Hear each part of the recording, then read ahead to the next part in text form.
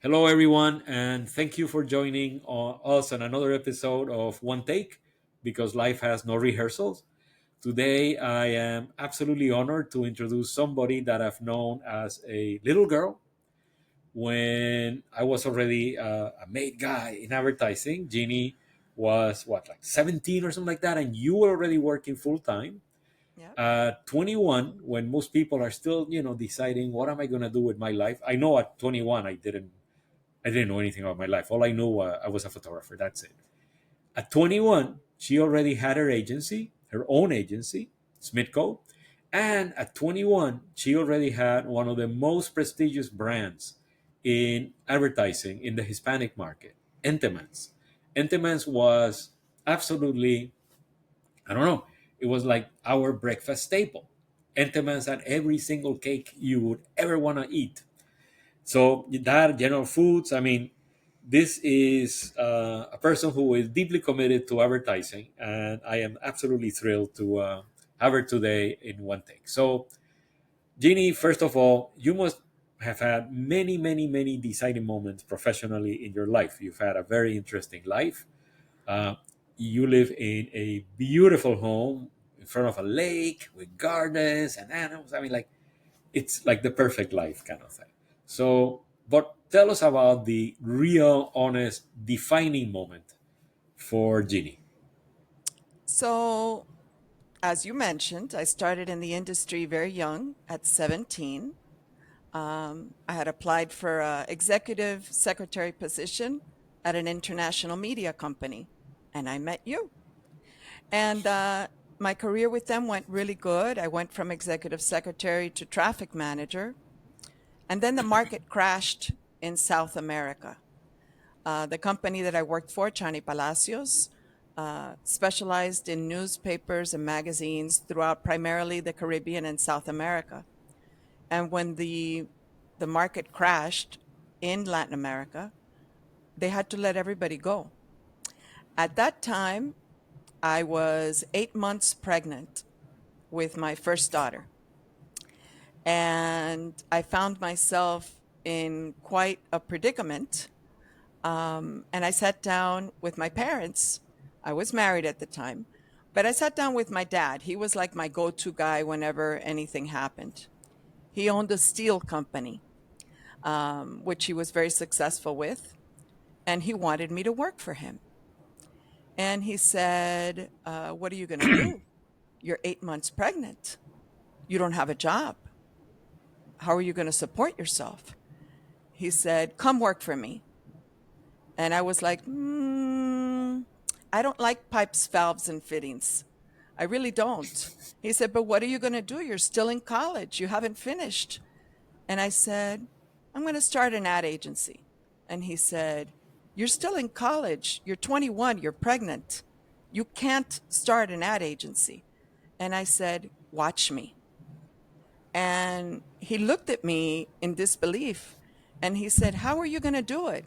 And I said, well, I've basically been running the operations at the international media company for the past 3 years, doing all their traffic, doing all the translations for their ads that are running in South America for the huge ad agencies, BBDO, J. Walter Thompson, and then contacting a creative director, a graphic designer, to put those ads together to send them to the publication. That's basically owning an ad agency. And he said, all right. He gave me a contract I had to sign for my father that said if within 6 months my ad agency was not profitable and I was not able to get my own space, I would come work for him. That was a challenge. He challenged me head on. And he was expecting me to crumble and say, no, okay, I'll go work for you. No, I was so sure that I was going to make it happen just to prove him wrong, my rebellious side, that I signed the agreement. Within 6 months, I returned the $500 loan that he gave me to buy a drafting table and business cards and moved into a studio. Watch me. That Wow. was my That's my line. Watch me. Wow, that Yep. is really amazing. I mean, at 21. Yep. Um, so then, of course, so you went through that crash, which I also went through. Hmm. Thank you very much for reminding me. Awful. Then we've been through, I don't know, many highs and lows, and we've been through crashes and then highs again. And the days of the mega agency, and I worked for two of the largest ones in the world. So we sort of live through change, right? I mean, Yep. it's part of us. It's part of advertising. But tell me, like, one or two things in the agency world, or let's say in the business world, that changed, that in looking back you would have said, dude, never in a million years would I have imagined that would have happened. Wow, there were a couple of them. So, you know, we're all human beings. So, aside from the business world, we have our personal lives. And I went through a divorce after 18 years, and I was a single mom with three kids, um, living in Coral Gables in a nice two-story old Spanish home. And I had to keep up the bills, and I had to pay whatever had to be paid, private schooling, up to my standards for my children. There was a time when I had to decide, do I continue my ad agency? I had three kids. My eldest was 12 at the time. The next one was 10 years old, and the other one was 8 years old. They were like back to back. At that time, I was like, am I going to be a businesswoman? And, my ad agency, thank God, grew very well. I was known as a boutique ad agency, as you Hmm. mentioned, managing major accounts like Kraft General Foods, etc. And I said, when the agency's gone, my children are going to remain. And at that point, I decided to close my ad agency, which, oh my God, that was devastating. I had had it for 14 years at that point, or actually 13 years. And I closed it. And then I decided to go. I could have gone either way, creative or media. And I went into media.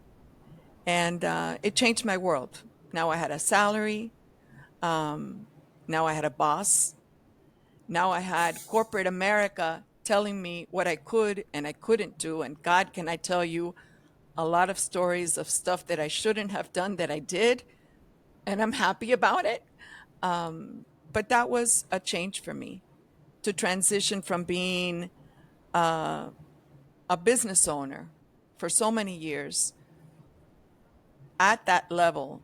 Now I had to adjust due to personal reasons and become an employee to this company.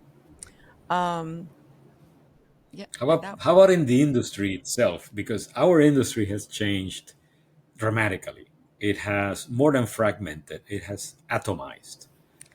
Um, you've seen, like, both sides. As an agency owner, you've seen that as an employee, corporate America.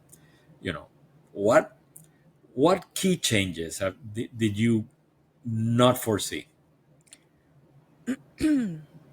well, when I left the agency, when I closed the agency, the first thought was I did it since I was 21. I'll just do it again after my kids grow up. But as you said, it's so fragmented. Nobody could have foreseen the internet. I actually had a client when I had the ad agency that I thought the guy was Looney Tunes because he told me there was an international conspiracy and an information highway that nobody knew about. Although he was paying me a $2,000 a month retainer at the time, I was like, he's crazy. This guy is wacko, only to find out that was the internet. So the guy knew what was going on, like 2 years before the internet became a thing. Um, so the internet has caused more change and technology in and of itself. because of its nature. Now, I mean, now we have AI, right?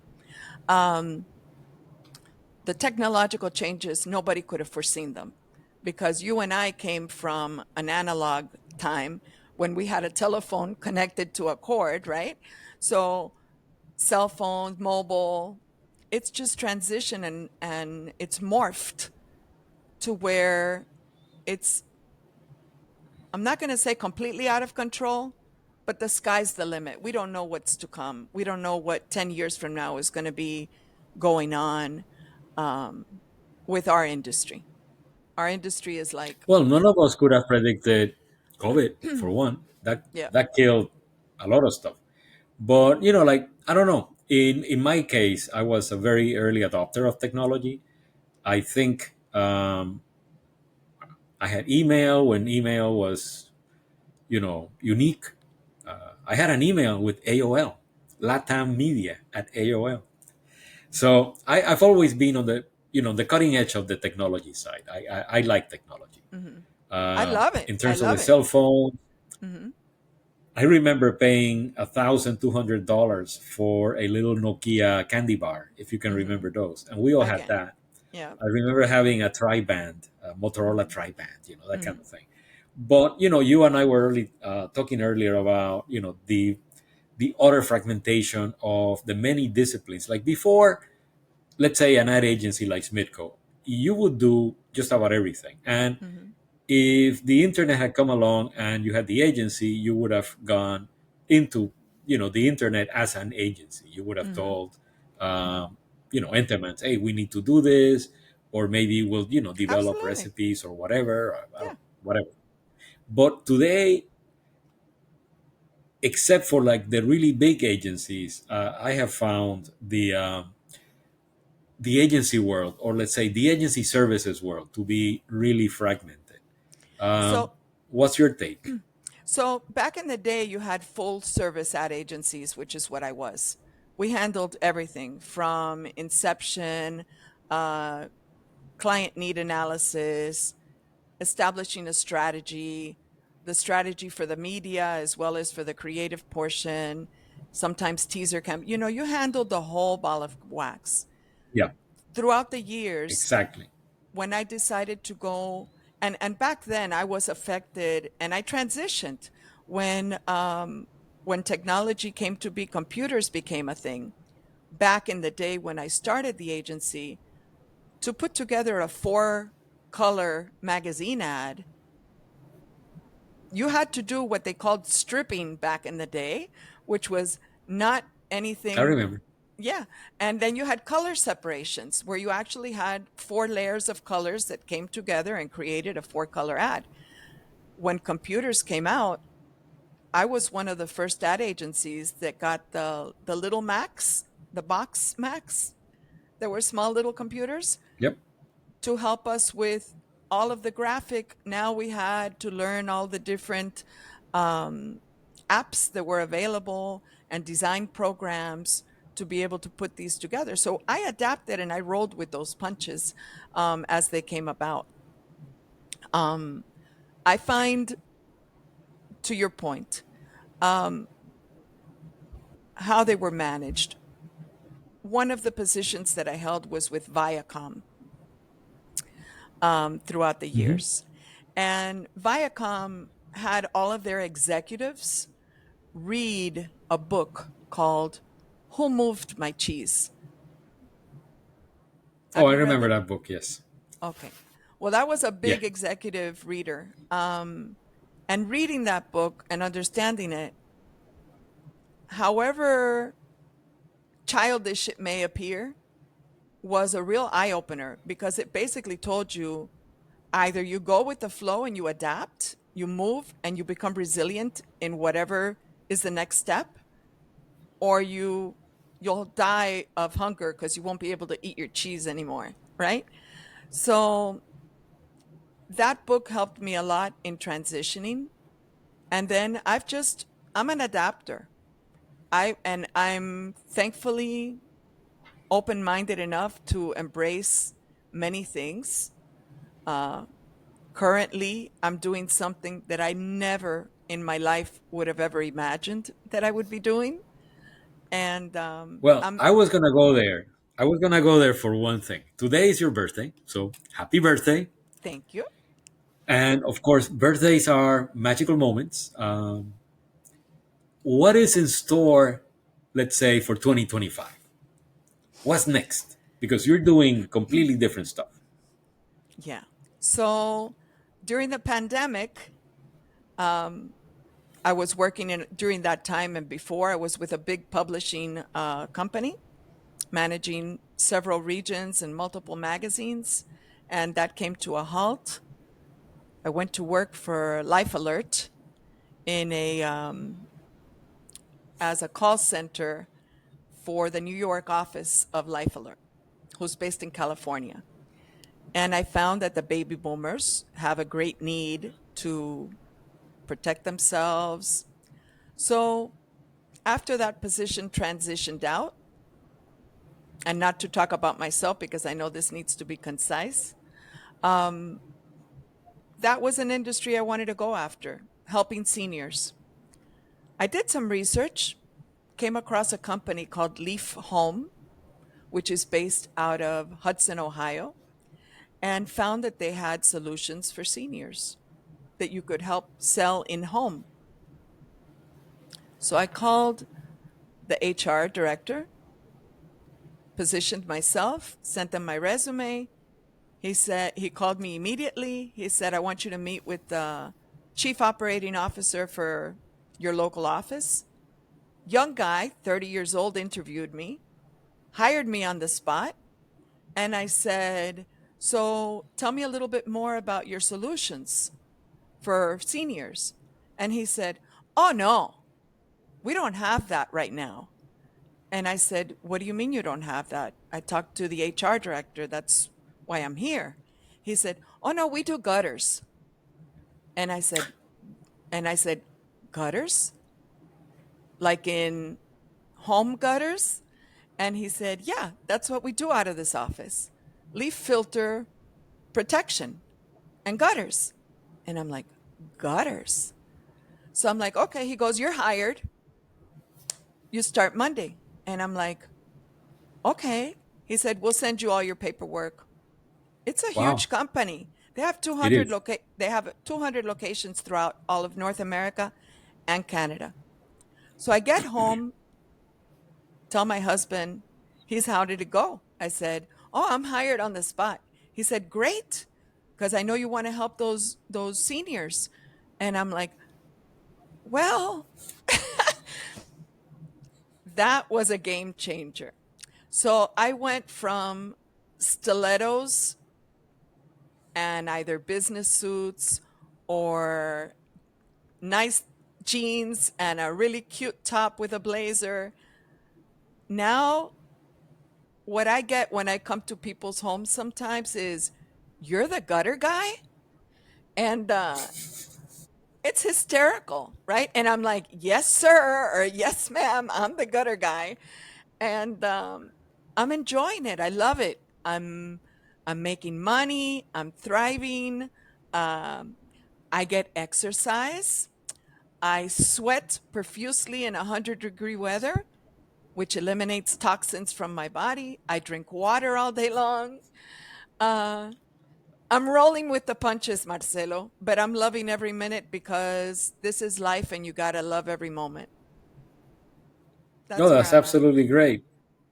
That's So where I'm you at. went through this in you went through this in real life. You Yeah. were actually interviewed by a digitally native 35-year-old or whatever, right? Now, 30. let's say you were, oh, 30, imagine. He's And I 30. don't even remember 30. Actually, I would have to think back into 30. I really would have to think for a moment. But what word of advice would you have for, like an industry CEO, CMO, looking at several candidates and making a decision? Uh, and many times based on age. We face age discrimination a lot of times. You didn't, which is great. But what word of advice would you have for that person? The one thing that we have that younger employees don't have is life experience, industry experience. And along with experience, the way you get it is by sometimes making mistakes along the way. Yep. Um, so we're the generation following World War II. I think our generation, I think we were raised a little bit more stringently and more demanding and held to really high standards versus our kids that we've tried to facilitate for them everything and anything so that they wouldn't have to struggle as much as we have. And that shows in the new generation. Um, and many of them are as well resilient. My daughter's included. My eldest has her PhD. All of my daughters are college graduates, and my baby, who's 19, is already looking to get a doctorate in her field. And she's in college already. Leilani is. Yes, That's so cool. Leilani. Yes, that is cool. She's already planning That's on so moving cool. out in May. So, I don't you blame know, her. yeah, neither do I. Neither do I. I won't know I what mean, an she's living in like a living room. I know. I don't know. It's yeah, it's going to be interesting. I haven't had an empty nest yet since I was 21, and now Well, yeah. I'm 62. I'm officially a senior citizen today. So that's cool. I Well, would speaking say as somebody who's got a huge empty nest, I know. yeah, Yeah, I know. I know. great. I'm It's still great. I'm still like, what am I going to do? So to your point, we're extremely valuable. And to people in our age group, what makes the difference in getting higher pay and getting hired is you need to know your worth. You need to know your worth. You need to not be shy about it. You need to convey your worth, and you need to take control of whatever situation you're placed in an interview. They need to know that you know your stuff and that you're going to be an asset and you're going to add value. And that's one of the things I always say, you know, how can I add value to your company? This is how I add value. And then I go through all the different things of my experience that I will happily contribute. At our age, we're not in that competitive, oh, I want to be this, I want to be that, where you're going to step on people to climb a ladder. That's never been my way. So, one other thing that I always tell whoever I've interviewed with is I'll help you in whatever I can to add value to the team because you want to be part of a unit that's in has common goals, and Yep. I'll help you guide them. They can come to me as a resource. I've had managers of mine, bosses of mine, that I've trained behind closed doors on how to use Outlook, on how to use Excel, on how to put together pipeline reports, on and I'm reporting to them by choice because I didn't necessarily want to be in that management position. I'd rather be a performer. I'd rather be in sales, and we're solid. To in my current position as a gutter person, I can proudly say because I am highly competitive and I read people well. That's always been good. In my first month with the company, I became number one in the entire sales division in my market, which was about 19 people. I became number one in my first month and held the number Wow. one position for 5 months, number one. And now I'm number six, because I've also spoken to the team and helped them overcome objections because of my life experience. Well, you handle that this way, and this is how it would be better for you to handle this way. Oh, it's a Hindu customer. They demand respect. They're a very old Hmm. culture, 5,000 years, 4,000 something. The same as the Chinese. When you're talking to people that are of different cultures, you have to humble yourself. You know, if they see you're genuinely there to serve them and to assist them, that helps. Yep. And Well, it that helps with everybody. with everybody. Well, absolutely with everybody, but there's certain cultures that are a little bit No, no, I get it. more I absolutely get it. difficult to convince about certain things, right? And we add value, a lot of value.